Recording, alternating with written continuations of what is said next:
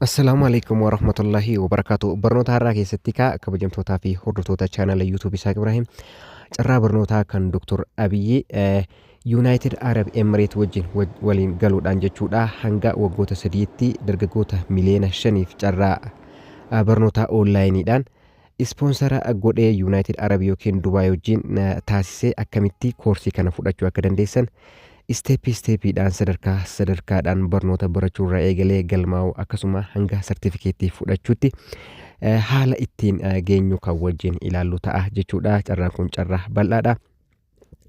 United Arab Emirates jechuudha muuxannoo bara 2017 biyyoota adda addaatiif kennaa ture.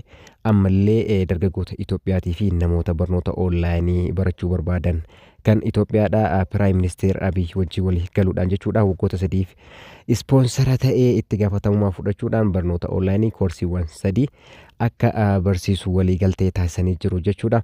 Kanaaf barnoota kana akkamitti barachuu akka dandeessan, akkamitti galmaa'uu akka dandeessan, maal akka waan isin barbaachisu guutuu isinitti argisiisaa. Wanni kun waan baay'ee barbaachisaa ta'eef jechuudha. Viidiyoo tana hanga dhumaa daawwadhaadha. Wanni isiniif hin galle yoo jiraate immoo suutaan kan koomentii fi akkasuma teelegiraam irratti na gaafatan ta'a. Amma kallattumaan gara barnoota isin dabarsaa. Viidiyoo tana hanga dhumaatti daawwadhaa.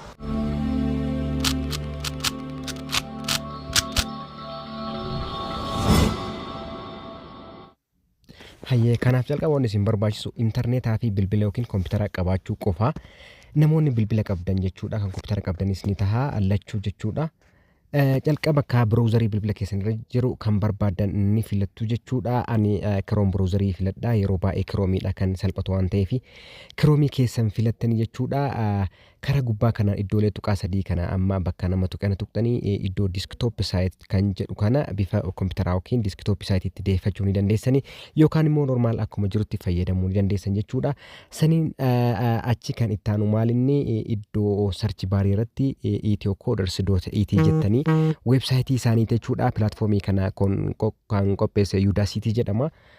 Search yoo gootan jechuudha ethiocoder's jettanii search yoo gootan .it jettanii jechuudha ethiocoder's initiative kan jedhu jalqaba irratti gubbaa top irratti isinii dhufa jechuudha. Erga bantanii immoo mallattoon kun fuulli kun isinii dhufa jechuudha.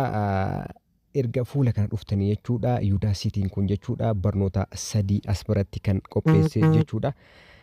Sadiin kana amma as biratti argitan kanneen jechuudha. Barnoonni sadiin kun jechuudha. Inni jalqabaa Android Development Fundamentaliidha jechuudha. Inni kun jechuudha Android bilbila keessanii applicationii bilbilaa akkamitti akka qophaa'an jechuudha. Jalqabarraa guutuusaa sadarkaa levelii isaa hanga qophaa'anii hojiirra oolutti jechuudha. Akkamitti akka fayyadamuu dandeessanii fi create gochuu akka dandeessan kan isin barsiisudha. Inni lammataa immoo data basicidha jechuudha. Data analyze kan isiniif inni sadaffaan programming developmentidha jechuudha. Inni kun immoo web development website platformii website gurguddaa jechuudha kan addunyaa kan gabaa addunyaa yookiin marketti addunyaa kanatti dabalamuudhaan jechuudha onlineidhaan waa isin hojjechiisuu danda'an jechuudha. Kan ammayyaa ta'an kan teknooloojiidhaan wal qabatan kana jechuudha. Akkamitti akka create gochuu dandeessan, akkamitti engineer designerii akka tahuu dandeessan jechuudha. Website engineeringii akkamitti akka ta'uu dandeessan kan isin barsiisudha jechuudha.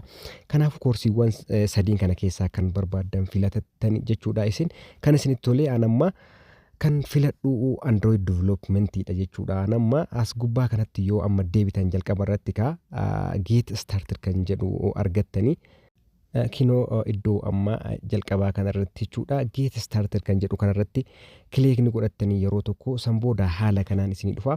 Akkana yoo ol ooftan jechuudha koorsiiwwan sun sadeen jiran jechuudha. Data analyzingin, Android development fi programmingin as biratti jira. Isin kan barbaadan filattanii amma Android development fundamentalii kana achi booda enroll kan jedhu filadha jechuudha. Enroll irratti tuqaa sanbooda gara gadii kanatti jechuudha log in to continue kan jedhu jira. Isarratti kilik godhadhaa yeroo tokko irratti tuqaasa sanbooda akkaawuntii haaraa na filachiisaa create your account jedha. Sign in yookiin sign up gootanii kanaafuu isin haaraa waan taataniif sign up with Google kan jedhu filattanii yookiin immoo Outlook keessan filachuu ni dandeessanii. Ani amma sign up with Google kan jedhu kana ni filadha jechuudha. Erga isa filadhee imeeliiwwan yookiin jiimeelii ani telefoona kiyya kan bilbila kiyyarraa ani qabu naa fida. Imeelii isa duraa kanarratti anammadhee jira. San booda start my application. Amma appilikeeshinii eegaltu jechuudha asirratti galmee amma. Pilaatfoormii kana foormiiwwan guutamantu jira as biratti ni filattu jechuudha. Waan 14 kan guutamuu qabu must ka tahee wantoota 14 isin gaafata. Background information ka tahee jechuudha. Record question jechuudha isin gaafata. Gaafilee kanaaf tik gootanii mallattoo diimaa kan qabu hunda isaatti deebii kennitanii bira dabartu jechuudha. Kanaafuu background information keessan yeroo guutan jalqaba irratti kan isin gaafatu. Please indicate your country of nation jedha biyya keessan ni guutanii Itoophiyaadha. Achi booda please indicate your region. Itoophiyaa erga guutanii regionii yookiin naannoo keessan ni guutanii an amma kiyya Oromiyaadha. Sana booda please confirm your age jedha umrii keessan ni filattanii umriin keessan meeqaa akka hanga meeqaa akka ta'e ni filattan jechuudha. Achi booda immoo please confirm your phone number jedha lakkoofsa yookiin telefoona keessan as biratti ulaagaa dirqama ta'uu waan ta'eef isin gaafata. Biyya keessan ni filattanii erga biyya filattan booda immoo lakkoofsa bilbilaa keessan irratti galmeessitan jechaadha. Kun amma lakkoofsa bilbilaa guute ergasii saala isin gaafata saala keessan ni guutuu jechuudha. Achi booda what is the highest level of education you have completed? Barnoota sadarkaa ol aanaa eessa maaliidhaan xumurte kan jedhu nama kiyya digiriidha. Bachelor of degree guutee jira. Isin immoo kan barbaadan yookiin azarii guutuu dandeessanii maal baratte kan jedhu immoo gosa yookiin departmentii isin gaafata. Nama social science accounting and finance illee baradhee waan jiruuf isa nan guuta. Achi booda what's the name of your education institution? Dhaabbata kamirraa dhaabbata maal jedhamurraa eessa jedhamurraa baatan kan jedhu isin filachiisa. Anamma Arsii University degree kan waan xumureef jechuudha. Achi guuta jechuudha Arsii University jedheeti itti katabaa jechaadha. San booda what is your current employment status? Sadarkaan atamma irra jirtu maalidha? Hojjetaadha moo hojjetaa miti?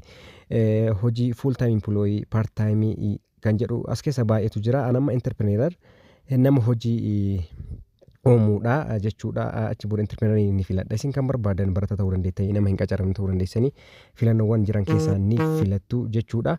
Kan barbaadan ergasii immoo gadi dabartanii jechuudha. Yoo employee taatan immoo unemployed illee taatan yoo hojiis qabaatan qabaachuus baattan what is the name of your employer kan jedhu san ni guuttan jechuudha. Achi booda kan itti aanu how many years of professional experience do you have jedha. Muuxannoo hojii bara hangamii qabda jedha. Muuxannoo hojii hanga qabdan ni guuttanii yoon qabaanne immoo hin qabu jettan jechuudha.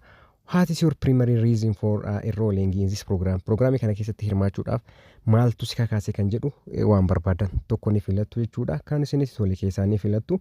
Achi booda kallattii isaan ni wal argitu. Fakkeenyaaf how do we contact you kan jedhu jira. Isa kan kallattii isaanii wal argitu wal qunnamtuuni. Programii kana ittiin isaa wajjin walii galtee guutuun ni filattaan imeelii filadha. Achi booda I confirm that the information have provided above is accurate and I agree to the term and the condition kan jedhu kanarratti ni filattu jechuudha. Yaada kanaan walii gala kan jedhu jechuudha. Achi booda finish submit kan jedhu kanarratti kilik yoo gootan jechuudha. Isin submit isiniif ta'a asitti xumurtuu jechuudha. Kana booda wanti isin hafuu barnoota keessan hordofuu qofa jechuudha. Sana booda ji'a lamatti torbee 8 keessatti ji'a lama keessa sartifikeetii isinii kenna. Sartifikeetiin sun immoo jechuudha addunyaadha. Onlaayiniidhaan waan feetan dalagachuu ni dandeessan jechuudha. Hojii dhabeechuun hin jiru jechuudha. Kanaaf haala kanatti fayyadamaa isiniin jedha. Kanarraaf jennee kanumaaf horaa bulaa deebi'aa guddaa isin jaalladha.